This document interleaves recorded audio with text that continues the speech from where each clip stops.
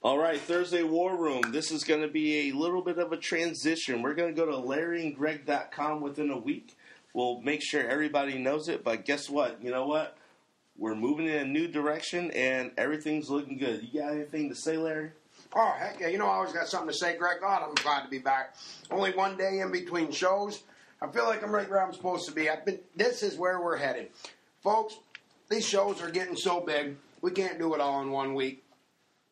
I'm putting the show together, two, three of them a week. I hope you enjoy it. I hope you're getting more information out of it. It doesn't matter to us how hard we got to work, as long as we can get in here in front of the mic and let you know what's going on and keep you informed. Well, anyways, let's get kicking it tonight, Greg. We got a lot to talk about. Hey.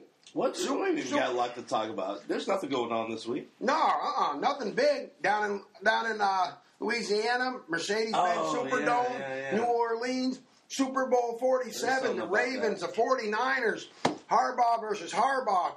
You got Willis versus number 52 versus 52, Ray Lewis, Patrick Willis. I mean, this is Kaepernick, Flacco. I mean, this is grounds for a great, great game. One thing I'm going to say about the game, it'll probably going to be one of the hardest hitting games we've seen in a long time. Both defenses are incredible. All they want to do is hit. All they want to do is inflict pain on somebody. The front 7 or 8 are pretty equal. If you ask me. You know what? And you never really heard anybody. You know, you look at some of the other teams. You hear about people that don't like to hit.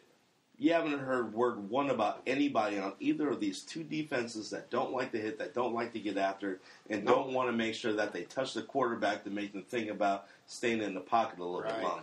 Well, folks, like we said, Super Bowl 47 coming up Sunday, 6:30 at night. Baltimore Ravens, San Francisco 49ers. Greg, right up front, let me ask you, between them two Harbaughs, who took the bigger gamble this year? Did Jim, by switching quarterbacks in Week 9 from Alex Smith to Colin Kaepernick? Or did John, with 3 games left in the season, firing his offensive coordinator and hiring another one? Well, it's obviously Jim, and the reason why is John's the guy they fired basically got on record and said, hey, you know what? That was a brilliant move. And it was a brilliant move because, you know what? It put everybody on notice and it put everybody in a spot where they say, hey, you know what? We got to go get it. They weren't doing well. They were on a losing streak. They won 4 out of 5, 5 out of 7, and they're in a spot where they sort of backdoored into the playoffs like your New York Football Giants. We're not going to get into that. They are right until Sunday's over. They are still the Super Bowl champions. You are correct, but you know what? They made a big switch. But I'll tell you what, when you're looking at switching your quarterback, you know, and based on injury. I mean, in recent memory, you can only look at Bledsoe and Tom Brady. And we see how that's turned out, other than the 2 losses with Eli Manning. But we've seen how that's turned out. And I think this is one of those situations where we're going to look back at this and say not only was it a brave move, it was a move for the future. And depending on what they do with Alex Smith, and we'll get into that a little bit later because there's a little bit of a situational discourse between the 49ers and Alex Smith, we're going to find out that this was the move of the future. Well, I don't think it mattered whether Alex Smith got hurt or not. I think San Fran and Jim Harbaugh were planning. They wanted to go that direction. They knew with Smith they couldn't run that option the way they wanted to. They knew with Smith they couldn't incorporate the plays into their system they wanted to. I think they were watching Kaepernick last year, this year really a lot, and saying, this is the direction we want to go. Did they give him? He got to Week 9. Smith got hurt. They put him in. Were they not putting him in earlier because they were wanting him to brush up on what they wanted to do, make sure he was efficient in it? And then Smith got hurt, and they plugged him in. Was it something they were going to do next year if Smith didn't win him a Super Bowl? You know, outside of him getting hurt. I mean, there's a lot of things there. My mind, I believe Kaepernick was the future of the 49ers, whether Smith got hurt or not. Here's the thing. Jim Harbaugh came in, and he basically said, hey, look, Alex Smith is my quarterback. We're going to make sure that we are successful with him. And they got to the NFC Championship.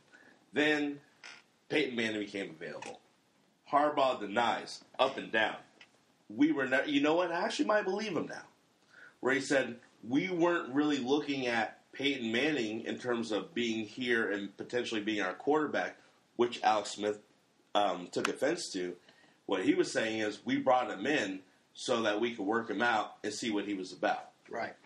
I hear that, and at the time, before the whole Kaepernick thing, who came from Nevada, that no one even really paid attention to, even though they jumped up in the draft to get him, you say, oh, well, you know what, that's just Harbaugh trying to make sure there's harmony in the room. And also, let's understand, when Mike Singletary was running the team, they were in shambles. Basically the same people. But when Harbaugh took over, they did good in the playoffs next year. The year after that, they're in an NFC championship, and they lost. So when I see that Alex Smith gets hurt, Kaepernick's doing what he's doing, they have their quarterback that they've wanted, now I'm thinking that, you know what, he actually might have been telling the truth about Peyton Manning and saw that Peyton Manning wasn't what he needed, and that the way the league was going, and there's no way for him to actually see it prior to what was happening with Wilson, with what Andrew Luck was doing, who he's very familiar with, and with RG3. So I think he really got to a point where he said, you know what, we're going to keep this guy, and we're going to run him. And you know what, if we get hot, great. If not, then I can say that, hey, we're just trying him out. We're going to make sure Alex Smith is going to get healthy, and then they could replace him. But the fact that he kept doing good, I think they kept him. And that, right. But, I mean, the way, I mean, and the fact that they actually scouted Nevada's offense to make sure that they knew what this kid was doing, where he came from, so they could almost get into his head more so that they could understand, you know, how this is going to actually play out in the pros.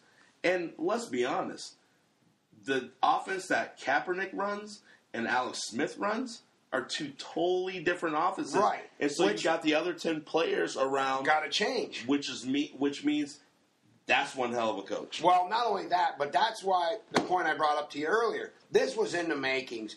Maybe it was a little backdoor. We didn't know it as the public. We were fans. all exactly.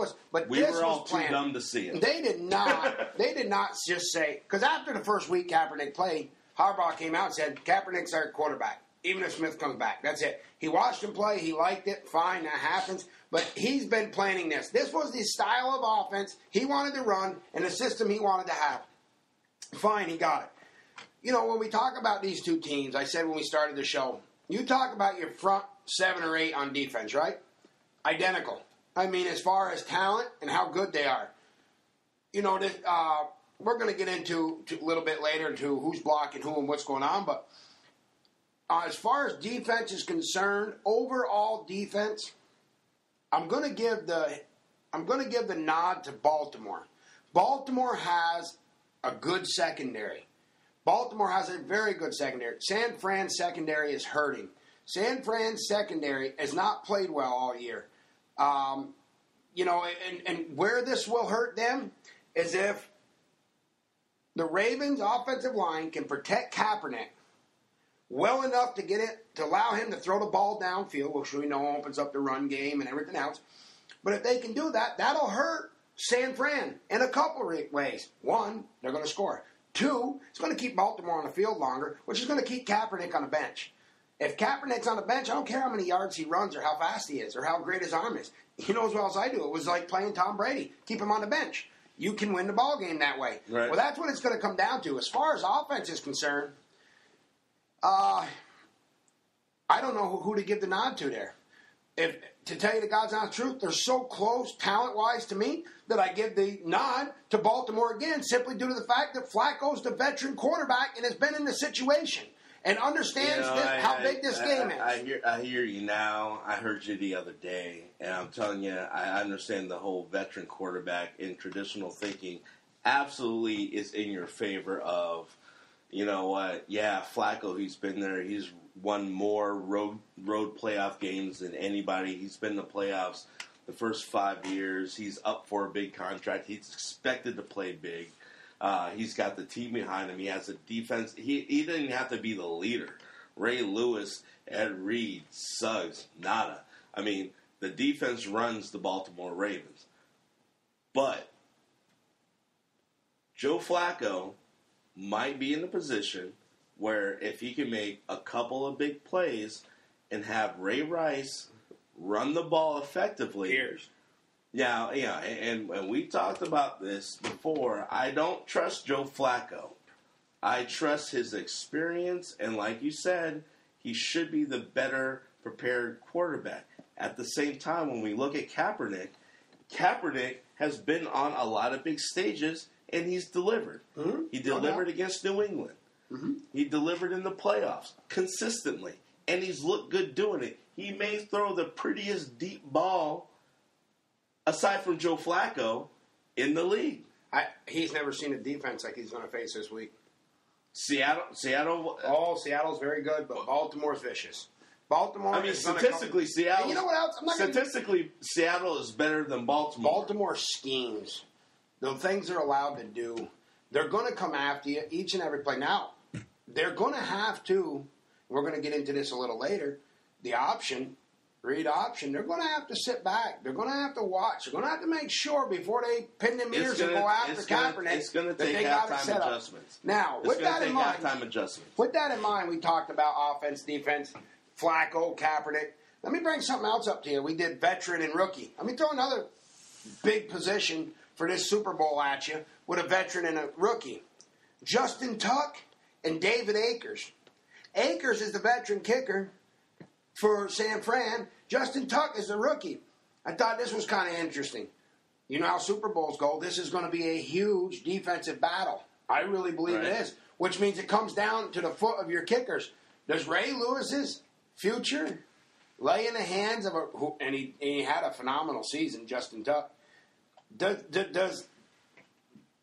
his future lie in the hands of a rookie place kicker? Excuse me, Tucker's his last name. I apologize, Justin Tucker. But does his future lie in the hands, his last ride ever, of a rookie? So I asked you about quarterbacks. Who would you rather have? Not if they can win the turnoff battle. Who would you rather have as a kicker on your team? You know what? You go with the veteran or you go with the rookie? I'll tell you what. It's like anything else. The last thing that I want it to do is come down to a kicker. Yep. I don't want it to come down. Just like, if I was playing a basketball game, I want to beat you outright. I want to come down to free throws. I want to beat you outright.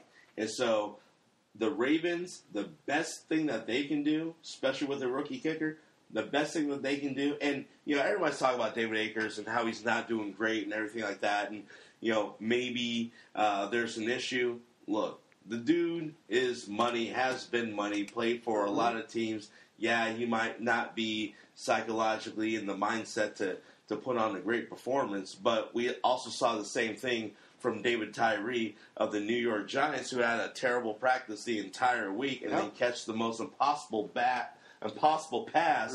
with Rodney, I take performance-enhancing drugs, Harrison, trying to knock the ball out, and he couldn't. So impossible things can happen. But if I'm the Ravens, I don't let it come down to that. Well, he's had a good year, being one of the lowest-paid Ravens on the team, Justin Tucker. He's a kicker. Well, look, this year, this year's average kicker salary is an astonishing $1.97 million.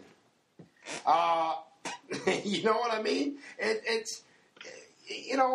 I agree with you not coming down to a kicker, but just from past history, we know it's going to. Well, we know it could, and I'm not saying it won't, but what I'm saying is I think the Ravens are playing for it not to be. I think that they're playing to get the turnover battle, and I'm telling you what, I think they're going to put enough pressure on this kid where they can at least stay even with them, and then they're gonna count, just like they have in the past 3 games, they're going to count on Joe Flacco making 2 or 3 big plays, which he's consistently done against great quarterbacks. And I'm not ready to call Kaepernick great, but he could do it. Let me tell you about a rookie kicker who made $390,000 this year, who beat Peyton Manning in overtime in Denver by kicking a 47-yard field goal. Justin Tucker, the big lights don't bother him. He's there to do his job. I'm not saying he's better than David Akers by any means, but Akers has been struggling, and we know that. Akers was replaced for a little while. And this guy's a rookie, right? Yep. So do you think the big lights are going to come over Kaepernick and make him falter a little bit? I don't know. Didn't say that, but big lights or the big eyes of Ray Lewis. Two different things here. He's never been. He's going to scramble out there. You might not see the lights when you see Ray Lewis's eyes. You might be right about that. You know what I mean? And then you're going to break around the outside on one of them 11-yard runs, and you get hit by Ed Reed. Think you're going to break contain, and then Pollard comes. Pollard smashes. and if Kaepernick's smart, he watched the Patriots game and seen what goes on there. How many people left that game because of Pollard? Okay, so that's something to think about. Anyways, we'll get into all that later on. Ray Lewis still agitated. They're still asking him. They're still making their allegations. Greg, they're prying. They're digging. You know what? And this man is standing up there simply, calmly, and relaxed and saying, there is nothing to tell. These people sell supplements to players. These people are developing medicines to help these players heal faster. This was something that a banned substance in the NFL was found in this product. But he did not take it. He says he did not take it. You know what? I honestly, I'm not, don't get me wrong, I think the Ravens will win because of Ray Lewis, but I'm not a Ray Lewis apologist, and I really don't want to give our show much more time to this subject than is necessary. But the fact is, they're talking about deer antler spray, and the whole theory behind it, which has not been proven and nobody can prove it, is that essentially if you cut a deer's antlers off, they grow back really quick, like within a week. And so that regenerative gene or whatever it is that's in there, they get an extract of that, put it in a spray, and then claim that if put in human beings, it helps the recovery process based on the regenerative properties. Doesn't help in your performance. It doesn't help in your performance, but it helps if you're trying to recover. Now, you look at the torn tricep, and again, I'm pro Ray Lewis. You look at the torn tricep, completely detached. Most people, 5 months. He came back in 2.5. And so I can see where there are some skeptics. Like, if you don't like Ray Lewis and you hear the story and you hear the particulars, guess what?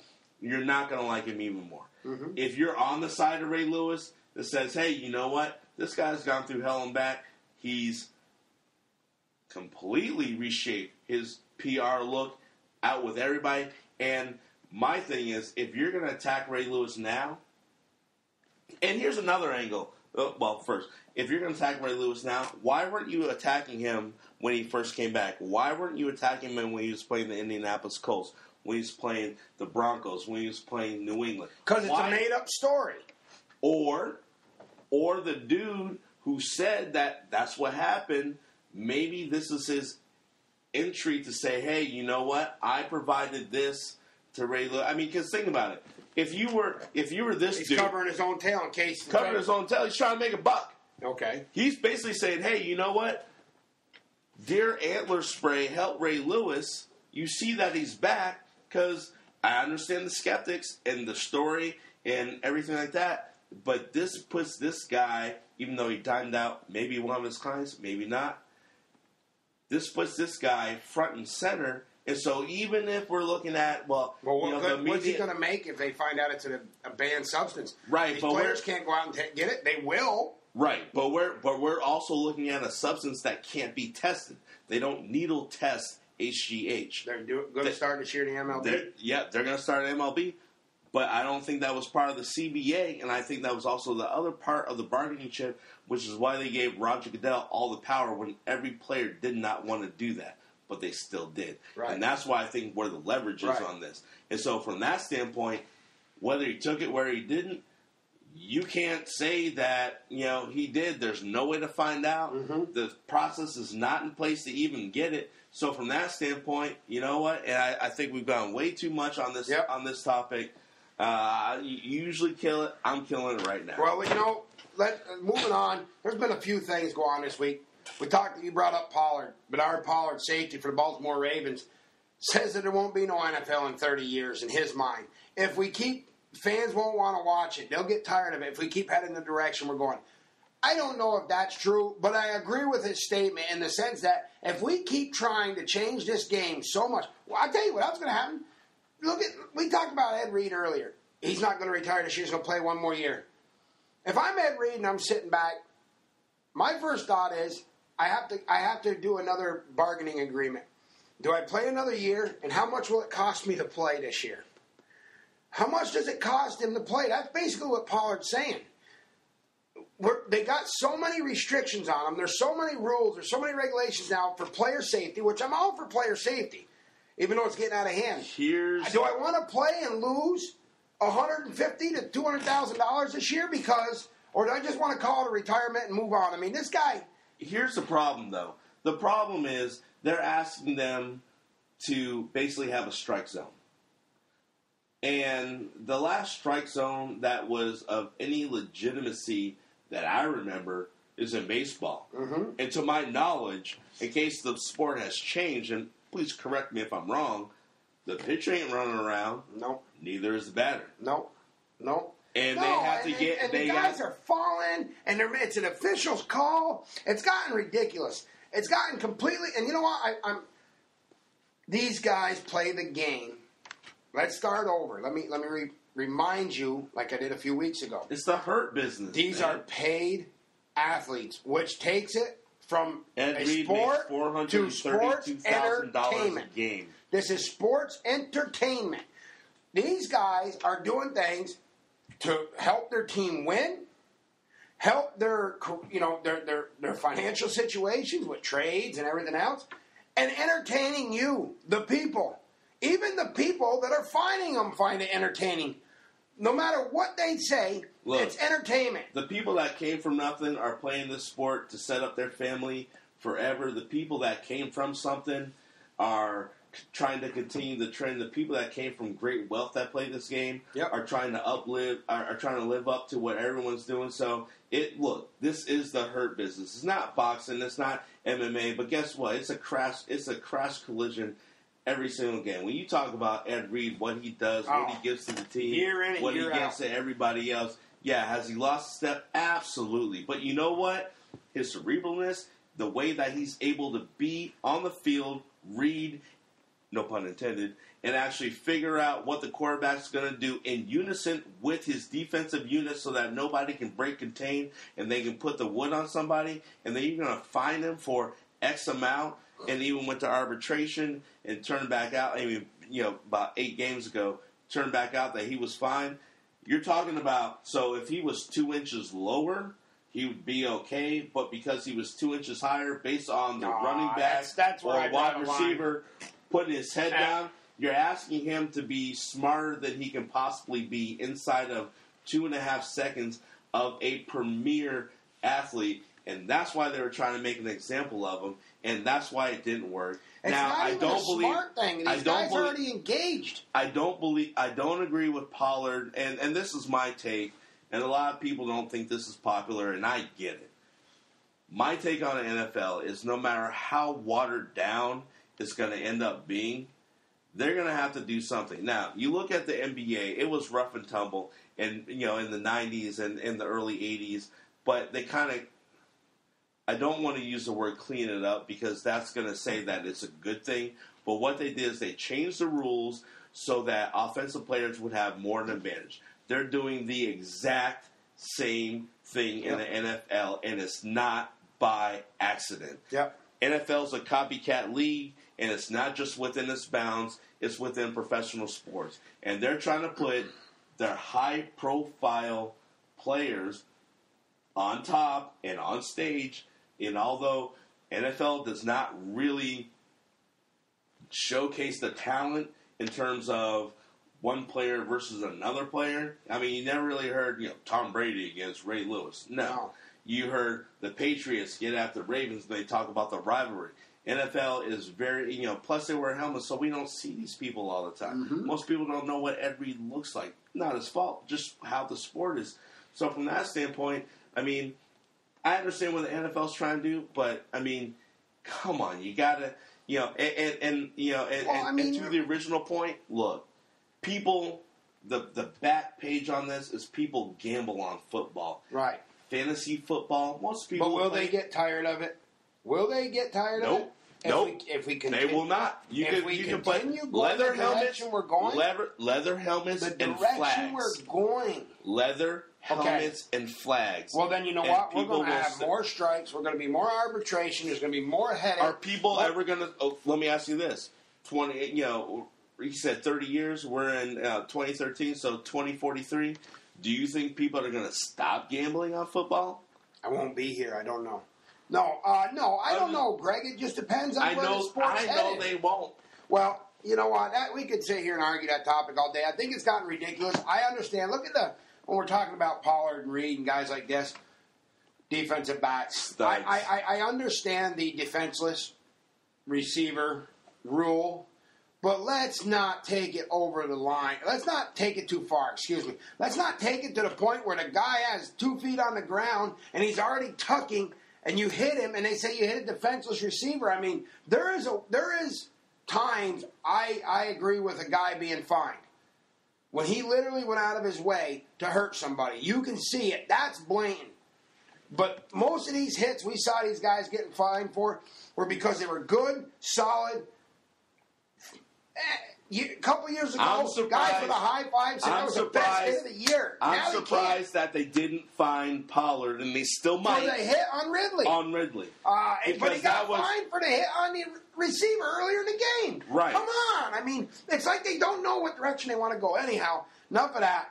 The Niners had a little problem with Culver this week, apologizing for his anti-gay remarks he made during the media day Wednesday. Basically what he said, Greg, he would not welcome a gay teammate, especially in the locker room. Now, this is where I'm bothered by more than the comment. He didn't come on and apologize because he felt bad for what he said. Give it a couple hours. Or it slipped out of his mouth. He came out and apologized because they made him apologize. I mean, that was made just like they made Ray Lewis come out and say, I absolutely did not use deer spray, is what they did with old boy. There is no way. San Francisco, one of the more lenient communities in terms of being open-minded about what some people think should be other people's rights, and some people have problems with it. And that's fine. You know, either way, it is what it is, but that community has specifically made an effort over and over the years to make sure that, you know what, they're one of the leaders in terms of forward thinking, whether it's popular or not. And for that guy to come on like an idiot, and it's not like he stopped after the first sentence. He kept going and kept going. And then the Niners got to come on, waste time this week. It's sad enough that he even thought that, because, you know, you shouldn't put, you know, just based on someone's belief or what they do that you don't see, you shouldn't put them in a spot where you think that, you know, they're disruptive or anything. But to say it out loud with conviction and then have to go backtrack on it, not only do you look like a punk for one thinking it, and for two having to apologize it, you know, what are you really doing? Well, I mean, you know, and we know that every he's a young guy, and this is where I think these organizations should do something with their young players. They should have to play for so long before they can go in front of the media or go like Texas A&M does. Yes, Texas A&M wouldn't let Johnny Manziel talk about But let me ask you this: we always see every single year we always see someone say something stupid on press row at the Super Bowl. Right. Yeah, and we thought the dumbest thing that we were ever going to hear was Randy Moss saying that he was the greatest wide receiver ever. We ain't going down that road. But I mean, don't you think when you heard that, did you not think that was the most egregious thing that you would ever actually hear on the air? You know, and then here comes this, and it's just ignorance. You know, and let's not. You know, we'll give ignorance some publicity for ignorance' sake from the standpoint of this is what you don't do. But let's not belabor the point. No, we know he was wrong, and you know he had a forced apology, which makes him look dumber than even making the statement in the first place. And you know when they're forced apologies, you see it coming. It's a shame that he even thinks it like that to that degree. Well, let's talk right now for 1 second about the 49ers defense. I want to talk about the defensive line, both Smith guys. First of all, Justin Smith. These guys have been beasts all year. Justin Smith's been a beast his whole career. But coming in, he says he has no plans to retire. He's going to play on Sunday. He's playing with a 50% torn tricep that he injured on December 16th against the Patriots. Greg, he missed the final 2 games of the regular season, which ended his 185 consecutive starts as a 12-year veteran. He's going to come back and play with a 50% torn tricep. Maybe you should try deer spray. Anyways, is that going to hurt that offense, or do we go back to the cerebral side of being a 12-year veteran and he'll be okay in the lineup? I think, maybe some of that, but more importantly, when you look at Justin Smith with the torn tricep, Alden Smith was a wrecking crew the entire year. Everybody, some people call them the Smith boys. And when the Smith boys were playing, they were great. Yep. Justin Smith went out. Alden Smith hasn't gotten a sack since. Mm-hmm. Justin Smith came back. Alden hadn't gotten a sack since.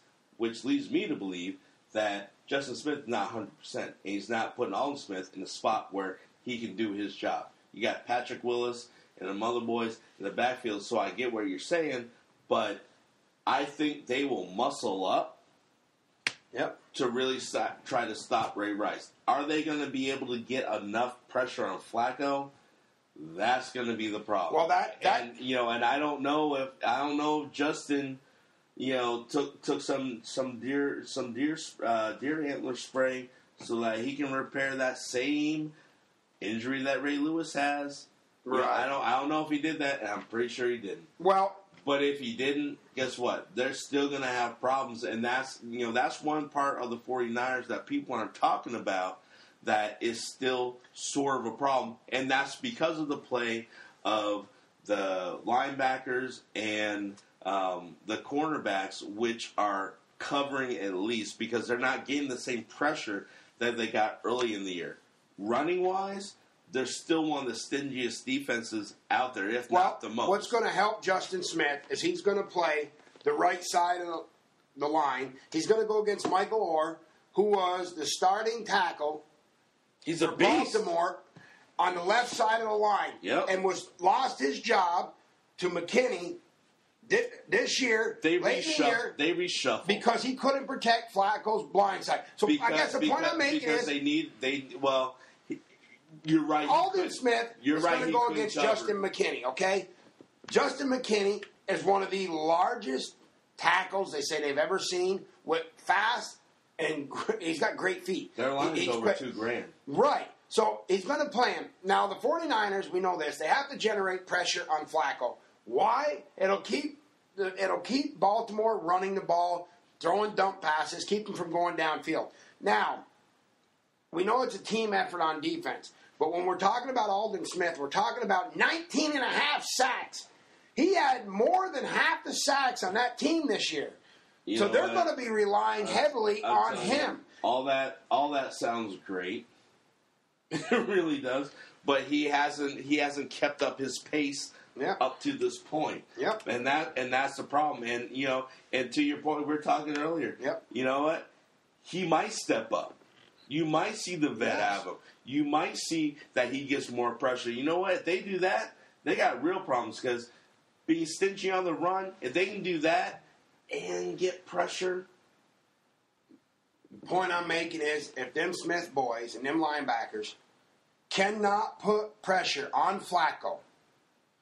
You have to put pressure on Flacco. Those two running backs, Pierce and Rice from Baltimore, are going to have a huge game. And if you allow Flacco to go down the field on a very, I'm going to say it again, very vulnerable San Francisco secondary. Very or just vulnerable? Torrey Smith, let me rephrase that. Carlos Rogers, Terrell Brown, and Chris Culliver. They're a solid group, but they're not good. They were exploited by Atlanta, too. Not necessarily household names. Right. There you go. So if you allow Flacco to go downfield on you, you're in trouble. You're in a lot of trouble. Said it before. You're going to keep that offense of the 49ers off the field, and Baltimore's going to put points on the board. So basically what you're saying is that it comes down to Justin Smith to get pressure so Aldon Smith can do what he needs to do so that Flacco can't get time to beat the secondary. And given the point that because of what Flacco's done in the last 3 times in Foxborough, 1 time in Denver, which is outplay some very good quarterbacks, that they have the advantage? Well, yeah, absolutely. Before I was going to finish that statement, I was going to, because I am saying that the 49ers secondary is suspect. Yes. And that's fair. I have to bring up Torrey Smith and Anquan Bolden. What have I said to you for the last 2 playoff games when Baltimore's playing? I'll tell you what, you've been Bolden. And I'm a Florida State fan. Bolden comes from Florida State. And you told me the first week I didn't believe you. I actually shunned you. I shut you up. Well, I didn't really shut you up. I just told you I wasn't listening anymore. And then that next week, you kept preaching, and it happened. And they did it again in the championship. Now, that also happened after who's the cornerback that got Talib from New England. Once he left, once Talib got hurt and got put out of the game, the Ravens win 80% of their Bolden pass would have plays. still got his. 100. I'm not saying they would, but they win 80% of their pass plays with 3 wide receiver sets throwing for 178 yards, picking on whoever was supposed to be on Bolden, which would have been Talib. Atlanta abused for New England fans that 49ers secondary. They abused them. They got on them early. So, with that in mind, I got to go over now to this. Kaepernick versus the Ravens defense. What are the Ravens going to have to do to stop? Let's not get into the option yet. Let's talk about Kaepernick, his ability to run out of the pocket. Well, let's not even talk about Kaepernick. Let's talk about the Ravens against the quarterback set, which we usually talk about running backs. The quarterback set. So even if they knock out Kaepernick, they have the best backup in the entire playoffs. But now do they go back to what you said earlier? Do they got to change their entire game plan if they have to put Alex Smith in? Yes. Okay. So who's in more trouble if their starting quarterback goes out? Baltimore for San Fran. They had 9 games. They had 8 games with Alex Smith. Them boys know how to play with him. Right. But you got a specific game plan set. So you're saying during practice they set up another game plan in case Alex Smith has to come in? Did they do it off the side of the field somewhere? What I'm saying is, in case of emergency, they know the glass to break, and they expect to know where the glass is going to fall. Who's in more trouble if their starting quarterback goes down? Baltimore. Absolutely. Baltimore, and it's not even a. We didn't really plan to talk about this, but it's not even, from a backup quarterback standpoint, it's not like, you feel comfortable with the Ravens' options. And to my head, I forgot who the backup is. But when you you do know, and there's a reason why I forgot, because it's not like I don't watch sports. I forgot. But what I do know is that with San Francisco, guess what? So you got a problem either way, because if you actually look at the stats between the 2 quarterbacks, aside from Kaepernick being able to run, their overall yard production is not that far off. Don't get me wrong. Alex Smith is not as dynamic as Kaepernick being able to throw. We saw that in the Seattle game where they shut him down, and then he was able to throw his way out. But tell you what. Well, here's the thing. When we were talking about Kaepernick and the Baltimore defense, Baltimore cannot figure out a way, if they cannot figure out a way to put pressure on Kaepernick, and now this comes with walking up to the line with just fractions of a second to go. Are we still not talking about the option? Well, no, we're going to talk about it. But what I'm saying is, when they walk up on defense, when Ray Lewis and company walk up to the line, they have fractions of a second to figure out whether to put pressure on Kaepernick or stay home. The ends have to be able to get after him, but they better get after him in a way that they can contain him. Because if they don't, if you run around to get after him and to try to contain him, and he slips through there, there's an 8, 9, 10-yard run right there. And we know this kid can break them for more than that. I'm going to give you a stat, and here's a stat. And there's, the stat's a little bit deeper than what it is. With the Ravens blitzing, with Ray Lewis, because he did miss some games, when he's in there and they blitz, they have 4 interceptions and they let go of 1 touchdown.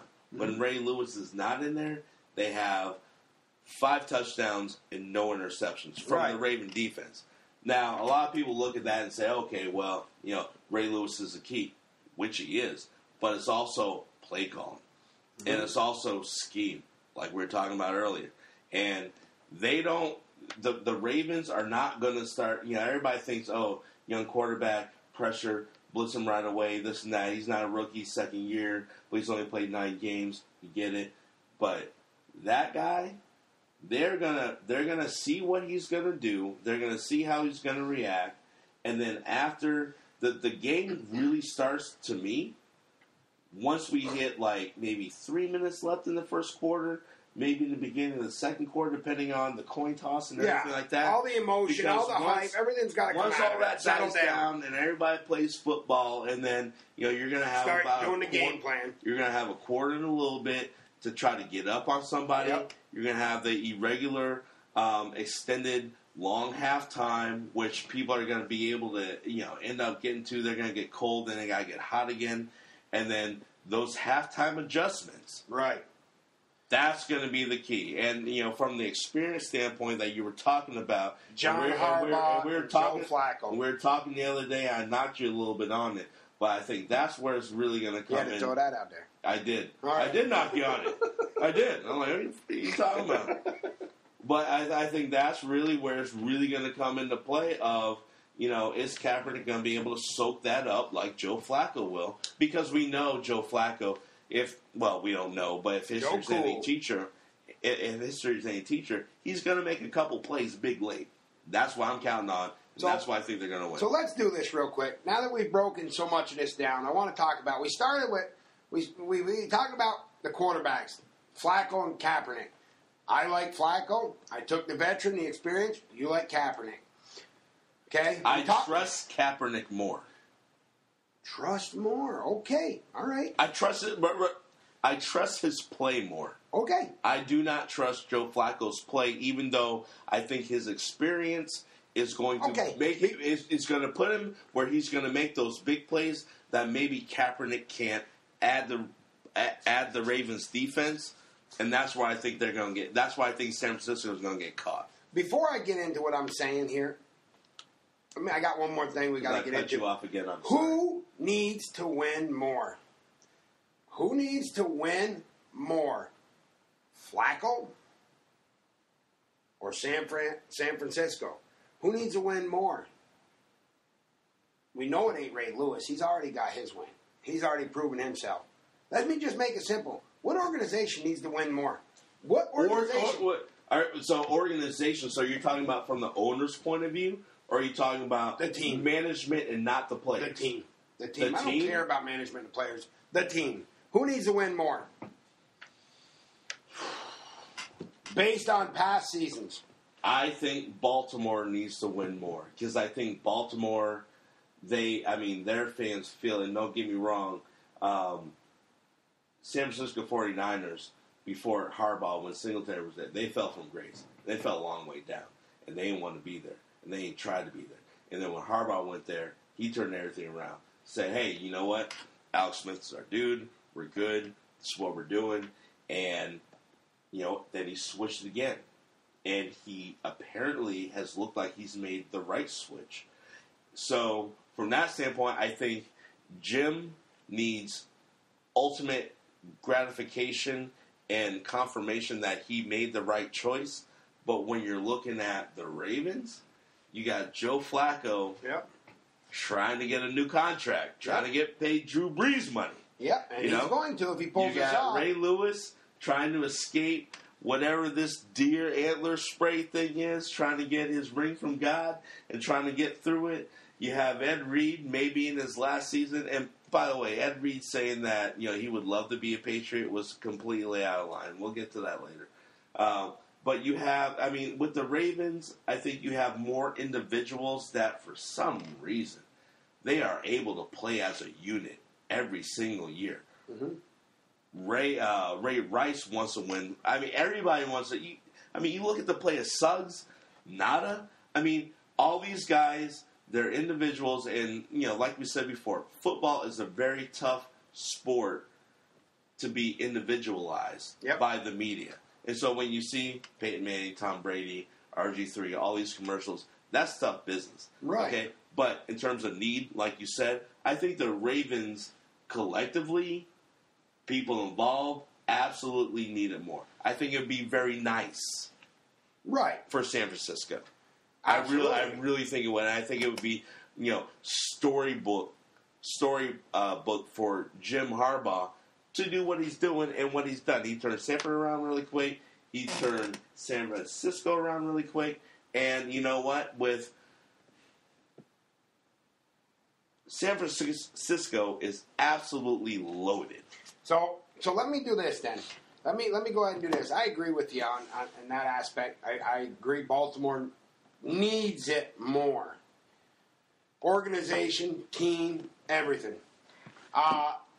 We broke down the offense, the defense, quarterbacks, we got into the kickers, we did it all. So I'm going to ask you now. Who wins this game? Baltimore, 23-20. 23-20 Baltimore. And you know what? And who needs to get more credit than anybody else when they win?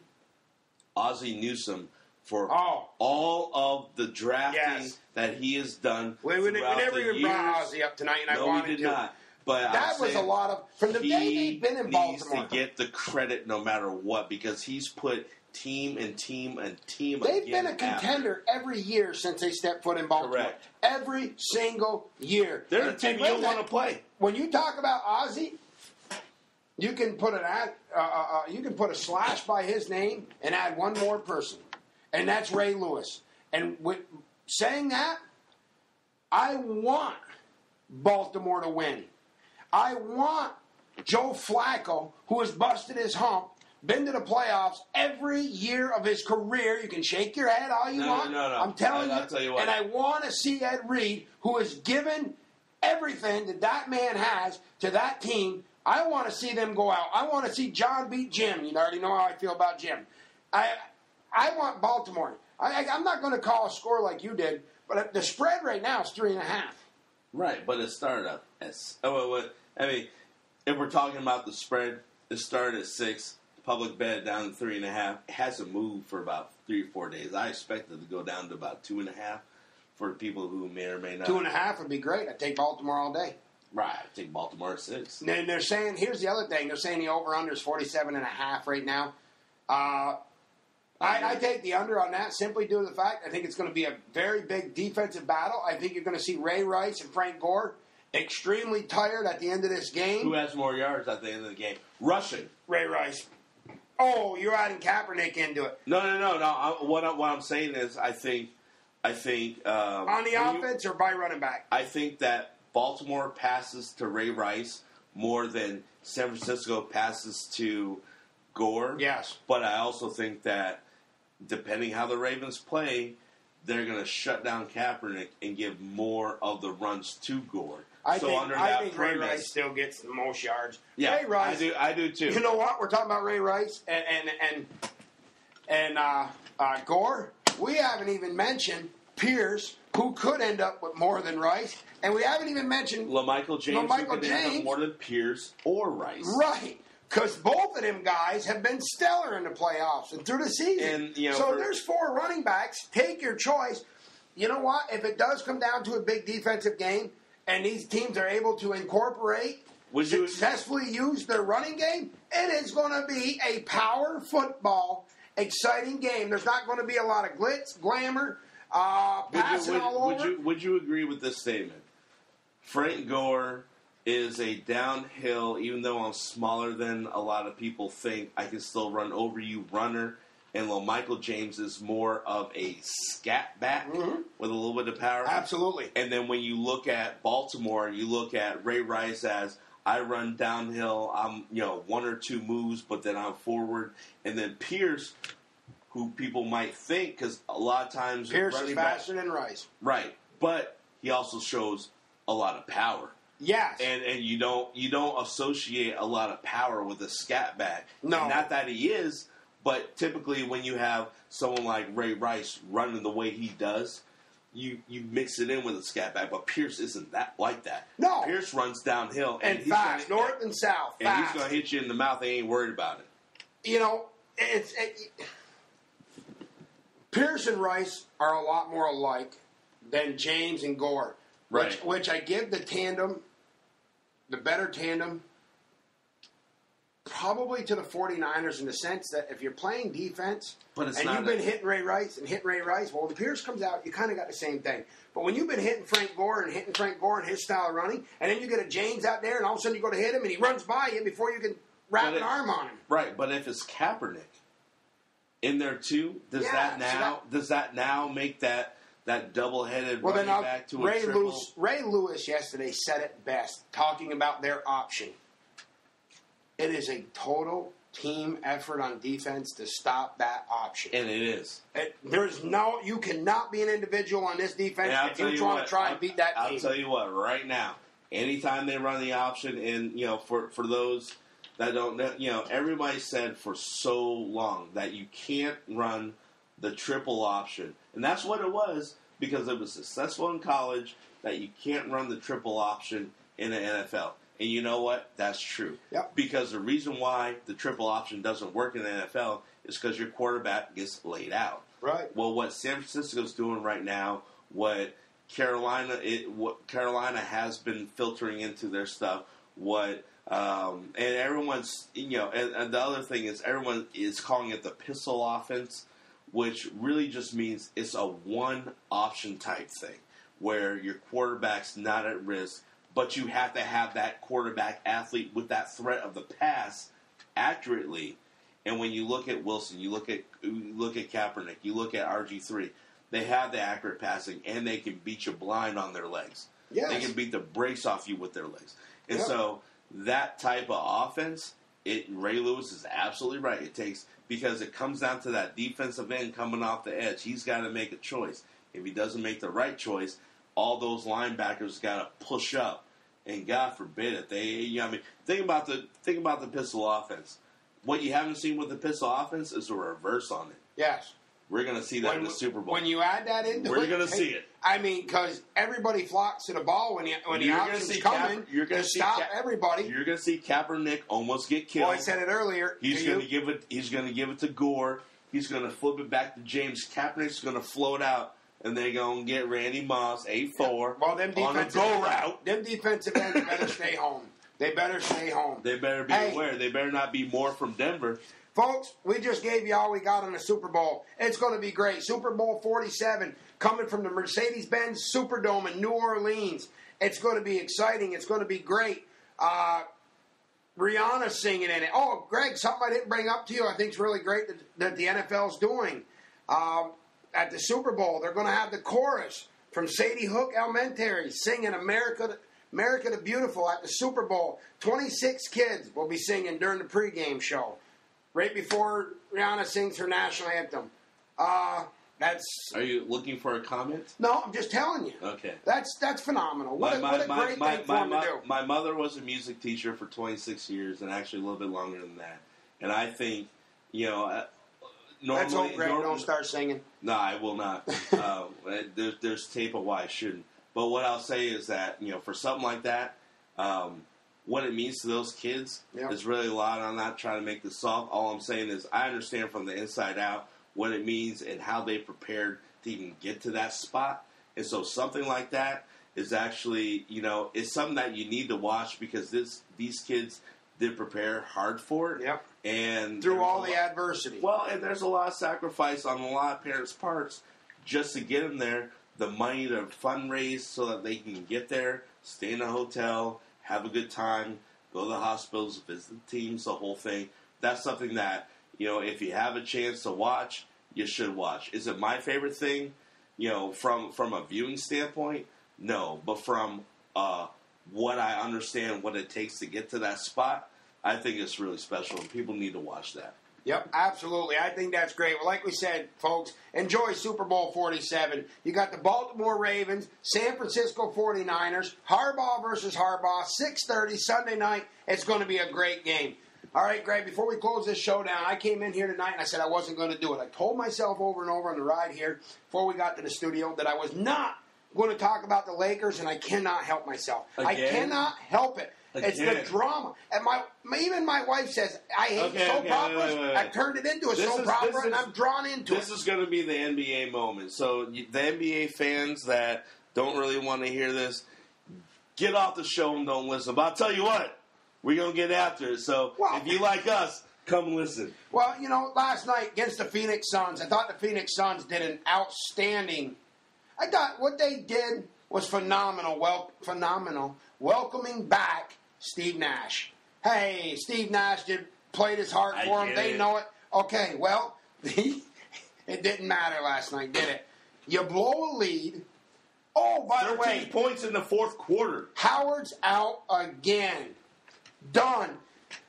Trade this broken. He's, you know what he's starting to remind me of? He's like a cart with square tires.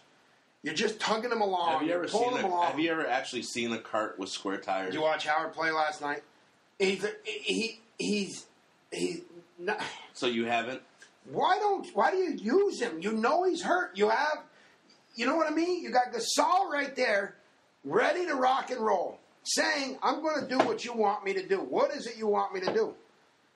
And you keep going back to this injured, broken down Howard. He's out. Maybe Is now. Wait. Is he really broken down, or does he just have a shoulder injury that is a back? Knees. Look, when they first talked about the back injury, he wasn't even supposed to be back till after All-Star break.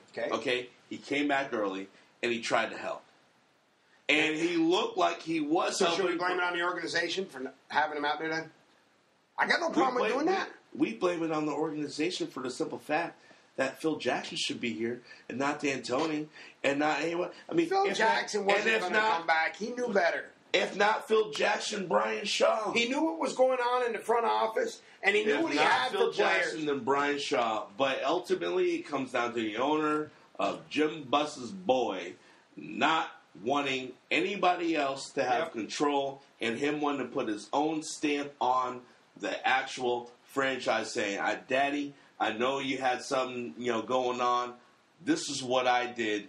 Believe in me. And I'm not sure it's that shallow, but gosh darn it, there's no way you can't tell me that all the decisions that this cat has made, they've all gone bad, and it's continuing to happen.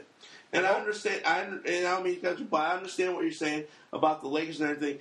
Kobe had 3 games where he was plus 11 assists, 14, 14, 11. They go on the road. They go to Phoenix. This is game 1 of a 7-game road series, which they're going to have a problem with. This is also their 8th road loss straight. Yeah. They're going to have problems if they don't get it figured out. You blow a lead and you lose 86-92. And what happened? Everybody said what actually was going to happen, which is when Kobe gets to a spot where he's passed all he can pass, nobody can make the basket, what does he do? Hero ball. Which is what Westbrook plays all the time and nobody talks about that. Now we got Gasol complaining because he's not coming off the bench enough. Howard's not playing well. He knows he can do better right now. He knows he can contribute to this team. And instead of embracing him and sitting him down and getting him in more, talking to him, you're going to play more. Instead, D'Antoni's unhappy with Gasol's complaints. There's a big problem. It ain't Gasol. It ain't as much Howard. It's D'Antoni. The non-coachiness, he is a get rid of him. Listen, you got Gasol sitting there ready to play. Now, let me ask you this. Is a lot of this coming from the fact that D'Antoni screwed up the Knicks until he put Lynn in by bequest of Carmelo Anthony? Or are you seeing this independently? I'm asking, this is a setup question where you can knock it down. Are you seeing it independently? Because I know you've been doing a lot of research on the Lakers. I don't know how they've been interacting with D'Antoni. Or is it just a Lakers problem? Tell our fans where it comes from. It's a Lakers problem right now. And I agree with you. You know why I say that? Because I'm for Kobe right now. This is why I'm following this. I don't even like the Lakers. Let's get started there. I don't care about the Lakers. I bet you before 2 or 3 weeks ago, I probably didn't discuss the Lakers in more than 15 or 20 words ever. I don't care about the Lakers. I agree. But the problem I'm having is... They're on TV all the time. You have Howard in before he got hurt for 37 minutes? I mean, come on. They're still trying to court him. Right. But okay, for example, Rudy Gay gets traded from No, there's Memphis. Just by the way, you're not going... Or let's say you do make the playoffs. If you do, you're not going any further in the first round. That was stupid. Unless you make... Unless you make Zach Randolph instead of 22-10, unless you make him 28-10, which is totally possible because some people say they didn't always get along. But you telling me that they couldn't trade for Rudy Gay? You put Rudy Gay on that team, get rid of Gasol, get rid of Earl Clark, get rid of, hell, even Meta World Peace, Steve Blake, injured, whatever. You get rid of 4 players, keep Jameson, whatever, 8-man rotation. You can't do better. You got somebody with young legs. Yep. And so I'm not seeing the commitment from, and I understand what you're saying, and I think it is a Lakers problem, but I'm not seeing the commitment that, and you can attest to this, because you had to be a little bit scared from a New York Yankees standpoint.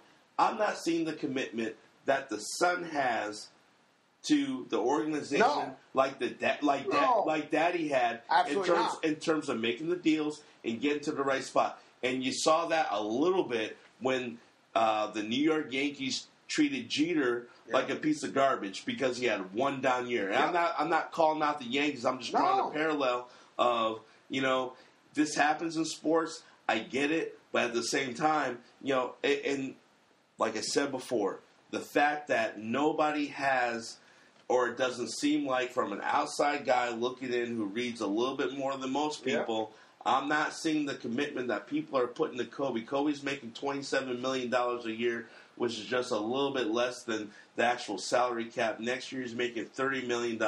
You got to cater to him, even if you don't want to. Well, even if you don't want to, you got to cater to him, which means put a team around him and make him play great. Here's the thing now. We spent the last 2 weeks talking about the trade deadline coming up on February 21st.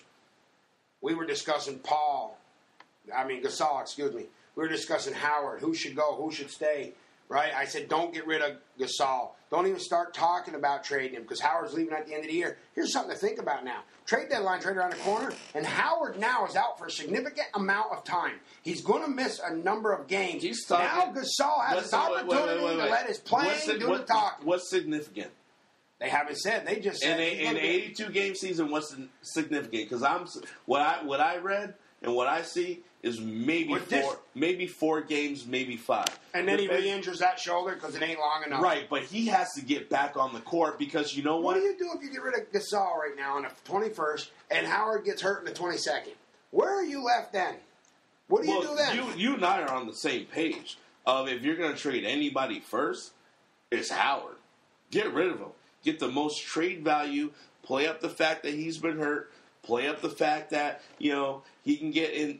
He can get back on the court and do whatever. Give him the rest of the year to kind of take a rest so he can get healthy. Because a healthy Howard is better than the 17-12 he was posting last week. Put him in a spot where he can succeed. Howard should be playing off the bench if anything. Guess what? You can get value back. Is it enough value right now to save the Lakers so that they can get at least 48 wins, which is what's projected to get the 8th seed? Right now they have 20. Can you hear that right now in Laker Nation? I can hear it loud and clear. We want Phil. We want Phil. They can't. Look, they already owe Mike Brown. Yep. And that's the thing with coaches' contracts.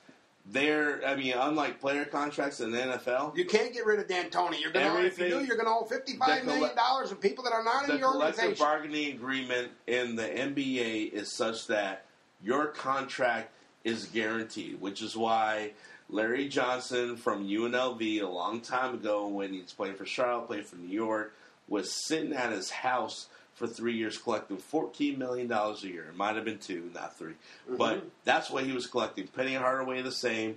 Grant Hill when he got hurt for 2 years, got traded when he was supposed to play from McGrady in Orlando.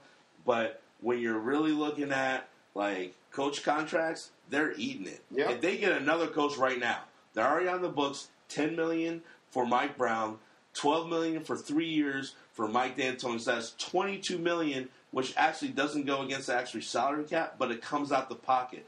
But you have to look at the Lakers are about $40 million over the salary cap. Over the cap. In which they're paying $24 million in penalties. Yep. So you better sell the jerseys, and damn it, you better win. And you're not winning. That's the problem. Okay, done with the Lakers tonight. Like you brought Thank up you Memphis. for cutting me off. You talked about Memphis, okay? Getting rid of Gay, which I said was a huge mistake if they did that. I understand the salary cap, but they should have found it somewhere else. Because right now, they're in the second quarter with the Thunder, and they're getting pounded 58-34. You know, why? I'm still kind of confused. You're going to OKC shorthanded and without Gay. What was their reasoning behind this? What are they looking to do? What direction are they headed? You get rid of probably your best player. You're not going to like what I have to say about this. Well, I mean, tell me. I'm asking you. The whole time they were discussing that, I'm saying, what for? What sense does that make? Unfortunately, and I hate to say it, metrics. It's ridiculous. The brain trust, and I read this today, the brain trust, I think his name is Hollinger, the brain trust at the Memphis Grizzlies think that because they got rid of Gay, they're 3 games better. Yep. Now, I understand if you're really looking at it where, you know, he doesn't really get along with Zach Randolph, and you got Michael Conley who's torn whether he should give it to Randolph or Rudy Gay. And Rudy Gay is an explosive player. He's been playing real well for a long time. They've been putting up with enough stuff from the NBA locker room standpoint where they're actually trying to gel as a team. Marc Gasol, from everything I've read, is nothing more than the most stellar teammate.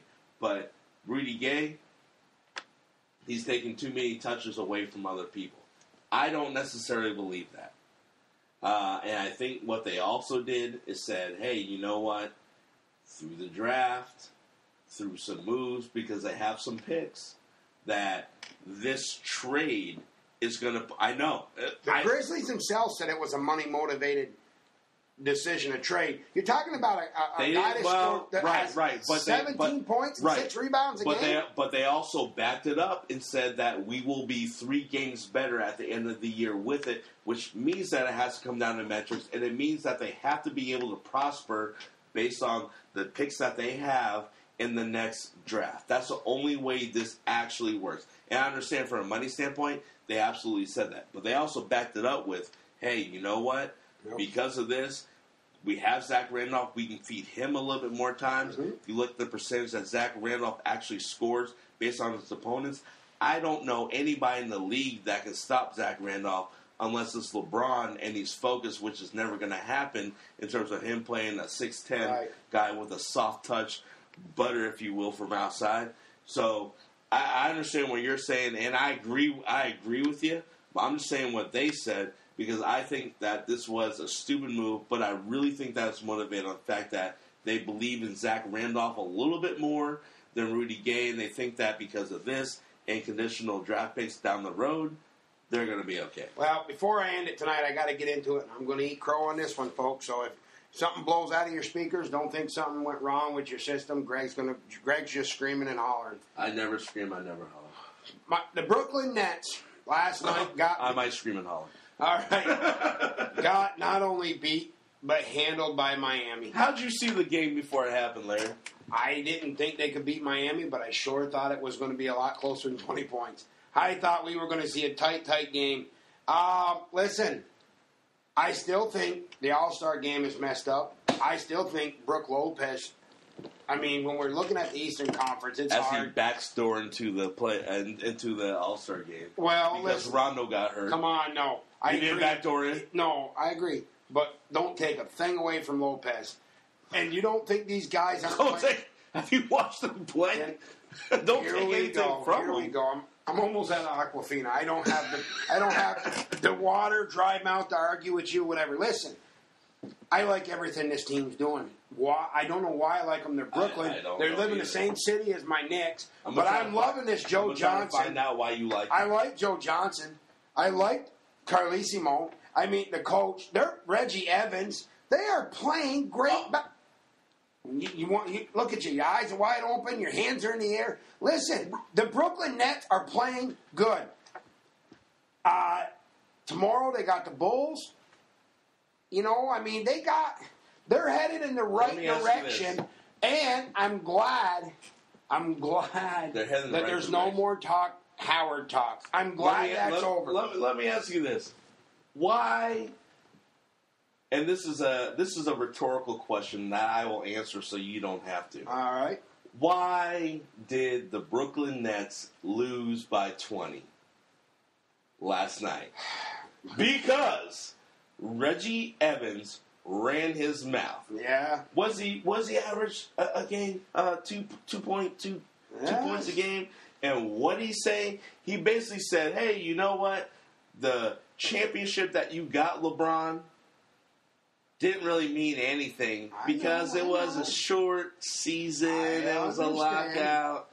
And LeBron said before, and he confirmed after, Reggie who stuck him more than anybody else? Reggie did. I love that. What happened? I love the headlines today. LeBron rips Lopez. I mean, you knew it was coming when they were running the court on him. I said, "Oh my God!" I knew what the headlines were going to read this morning. Anyways, Brooklyn's going to be fine down the stretch. They're good to go. New York's still playing well. I still think Carmelo is MVP. Is playing at the level to win the MVP of the season this year, and so is LeBron. It's going to be a lot tighter this year than you think. Right now, Carlissimo's got a good thing going. Don't change your game plan. Shut Lopez up a little bit, maybe. Tell him to play basketball, not run his mouth. And Reggie Evans. All right, folks, there you go. That's our show for this evening. We went ahead. We covered the NFL for you, the Super Bowl. We hope we helped you. If you want to bet on it or not, or just enjoy watching it. If you're gonna bet on it, pick the Ravens and do it now while it's 3.5. Hey, folks, listen. Thanks for listening to our mock show on Tuesday. If you did, we really appreciate it. We're going to do a lot more of those. And thank you so much for joining us tonight. Like Greg said, we're getting ready to go to a podcast. We're getting ready to go to Larry and Greg Sports Talk Radio. We'll keep you informed when all that's going to take place so you can find us and how to find us. But once again, thanks for joining us tonight. I'm Larry B. And always, I got Greg sitting with me. And we'll be talking to you next week. Have a great one and enjoy your Super Bowl Sunday. We're out. Appreciate it.